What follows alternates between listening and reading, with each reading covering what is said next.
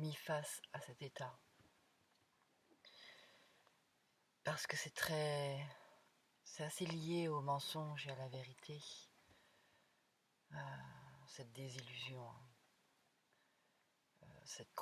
qui est aussi liée aux croyances. L'on croit. L'on croit les parents tout merveilleux, puis l'on découvre qu'ils ne le sont pas. Et ça fait mal. Ou pour certains, peut-être, ça ne fait rien du tout. Mais en général, j'entends quand même que ça fait pas du bien. Enfin, surtout quand on les met sur un piédestal. Et surtout quand ils nous ont fait des reproches. On met un dieu sur un piédestal et puis la physique quantique nous apprend que le dieu c'est nous, qu'il n'y a pas de dieu extérieur. Donc tout un univers s'écroule et ça fait comment dire, ça peut faire une sorte de dépression, une sorte ben,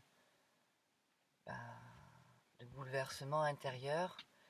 Et puis donc on apprend que le Dieu c'est nous, et puis on se croit tout puissant, et puis finalement la vie nous montre que non, on ne contrôle pas tout, parce qu'on n'est pas tout seul, et qu'il y a des volontés extérieures, des choix de vie et de parcours différents de ce que l'on souhaiterait. Donc du coup, une autre illusion, on n'est pas totalement un dieu, puisqu'on peut pas, enfin, si on a mis le dieu où on peut tout créer, tout faire, hein. La désillusion où oui, on admire quelqu'un et puis on découvre qu'il n'est pas que ça, puisqu'on est dans un monde de dualité et qu'il y a une grande expression de ces opposés. Où on croit qu'on est tout amour et puis à croire qu'on est tout amour, on a la désillusion qu'on l'est pas. Et parce que pour voir la lumière, on met de l'ombre. Donc nous sommes ombre et lumière. On veut croire que l'autre est parfait parce que ça nous rassure, parce que ça nous conforte, et puis on réalise que non. On ignore l'autre parce qu'on ne s'intéresse pas, parce qu'on le trouve imparfait. Mais on veut posséder l'autre parce qu'on croit qu'il est parfait, et en final on est désillusionné. Donc c'est la même chose, ignorer et posséder. Ça revient à la même chose. On a la désillusion que celui qui n'est pas parfait, finalement parfois il l'est, et que celui qui est parfait, finalement il l'est pas. On veut contrôler. Le contrôle, c'est quoi cette chose en nous qui veut à tout prix contrôler, qui fige des images. On voit quelqu'un d'une certaine manière et on voudrait tout le temps le voir de cette manière parce que ça nous conforte. Donc c'est du contrôle. Ça nous rassure, le contrôle rassure. Et c'est là où on apprend le non-attachement. Le lâcher prise, parce qu'en fait ça sert à rien. Et c'est dans le lâcher prise en effet que l'on découvre d'autres choses, mais lâcher prise complètement.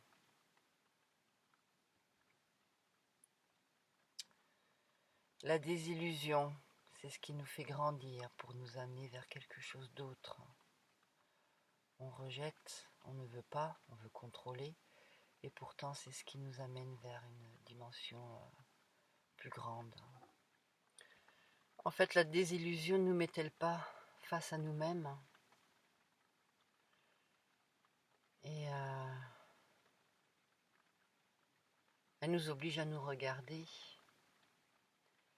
Et pour beaucoup, il y a le refus de se regarder, il y a le refus de retourner vers soi.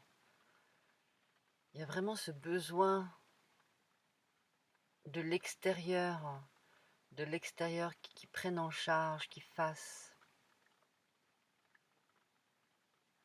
On veut être libre et en même temps, on se complaît dans une sorte d'esclavagisme. Et en même temps, est-ce qu'on est vraiment libre en final? Est-ce que c'est pas aussi une grande illusion, la liberté? La seule liberté que je connaisse, c'est l'expression d'amour. Et tant qu'on n'est pas dans une expression d'amour, il n'y a pas de liberté.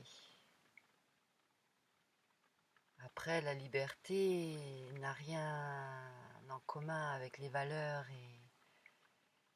et notre formatage, donc du coup, c'est difficile d'être libre. C'est difficile d'être tout amour, parce que l'amour n'a rien à voir avec les valeurs et le formatage. La liberté n'a rien à voir avec les valeurs et le formatage.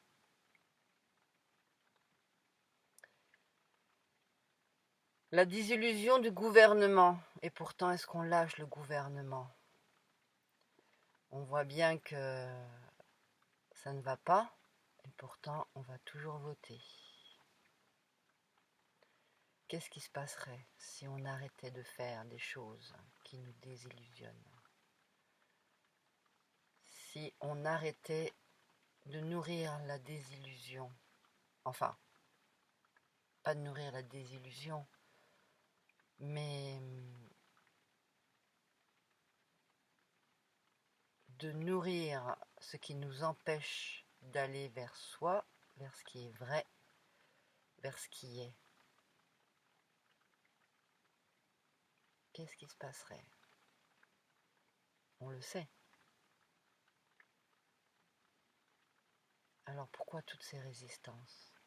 C'est là où on prend conscience que l'on est plein de choses.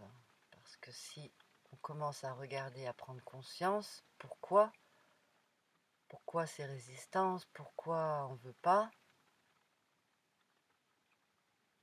eh bien pour arriver à passer le cap, il faut regarder ce qui est en nous, ce qui s'exprime en nous. Donc regarder ses peurs, regarder ses croyances, regarder le petit enfant qui est traumatisé, regarder le fait qu'on ne veut pas se responsabiliser, et puis prendre conscience que l'on n'est pas que ça. Alors pour prendre conscience que l'on n'est pas que ça, moi j'ai eu besoin d'écouter et d'entendre certaines personnes avec une dimension qui nous montre et qui nous exprime que on est canal et que ça peut être telle ou telle chose. Mais en final, quelle importance que ce soit telle ou telle chose. La chose qui est importante, c'est de pouvoir conscientiser qu'on est traversé par plein de choses. Et après qu'on a le choix de ce que l'on veut exprimer. Et puis si on veut un monde paisible, de joie, eh ben, il n'y a qu'une sorte d'expression possible pour ça. Et tant que l'on n'est pas dans cette expression constante, eh ben c'est normal après que autre chose, que des choses pas agréables se présentent. Et je finirai sur de la théorie où j'ai entendu dernièrement que c'est la désillusion qui nous permet de grandir et d'évoluer. Une désillusion qui nous amène à de la souffrance. Donc on revient à la souffrance qui nous fait grandir et évoluer.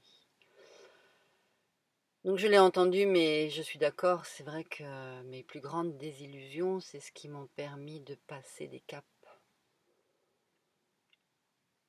Des caps et d'arrêter de me projeter vers l'extérieur et qui m'ont obligé à revenir vers moi et à grandir. Et grandir, c'est se responsabiliser, c'est devenir maître de soi. Et de plus en plus, en étant maître de soi, on devient maître de son univers. Donc la désillusion n'est pas facile.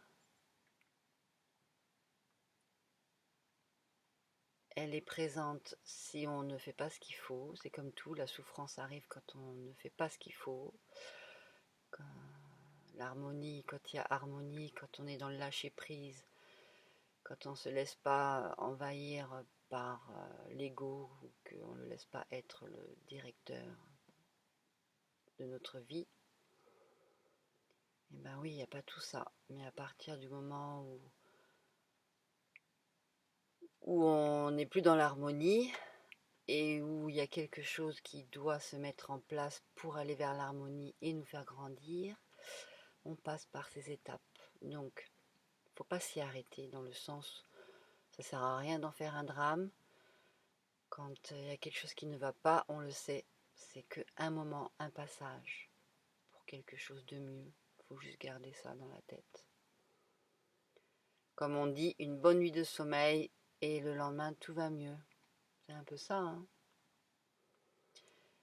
Accepter d'être désillusionné, accepter de lâcher, laisser aller, ne pas rentrer dans le mental, ne pas résister. Ça peut être facile à dire et pourtant c'est aussi facile à faire. Une fois qu'on a trouvé le déclic, ça se fait tout seul. À très bientôt.